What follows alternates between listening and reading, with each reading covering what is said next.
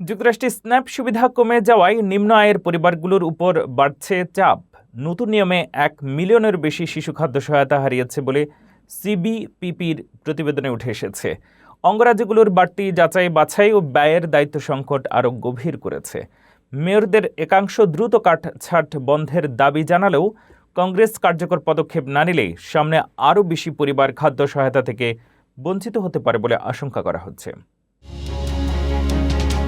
যুক্তরাষ্ট্রের সরকারি খাদ্য সহায়তা কর্মসূচি স্ন্যাপ থেকে 1 মিলিয়নেরও বেশি শিশু সুবিধা হারিয়েছেন। Centre on budget and policy priorities সিবিপিপির নতুন এক প্রতিবেদনে উঠে এসেছে এই তথ্য।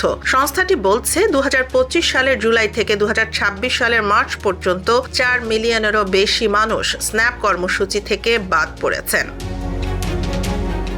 2025 সালের জুলাইয়ে কংগ্রেসে পাশ হওয়া one big beautiful bill act এর পর খাদ্য সহায়তা পাওয়ার যোগ্যতার নিয়ম আরও কঠোর করা হয়। একই সঙ্গে অঙ্গরাজ্যগুলোতে বাড়ানো হয় যাচাই বাছাইয়ের প্রক্রিয়া। এর ফলে দেশ জুড়ে স্ন্যাপ সুবিধাভোগীর সংখ্যা উল্লেখযোগ্যভাবে কমে গেছে। সবচেয়ে বড় পতন দেখা গেছে অ্যারিজোনায়। রাজ্যটির মে মাস পর্যন্ত তথ্য অনুযায়ী 4,50,000-এরও বেশি মানুষ স্ন্যাপ সুবিধা হারিয়েছেন। এতে রাজ্যটিতে কর্মসূচির আওতায় থাকা মানুষের সংখ্যা প্রায় অর্ধেকে নেমে এসেছে।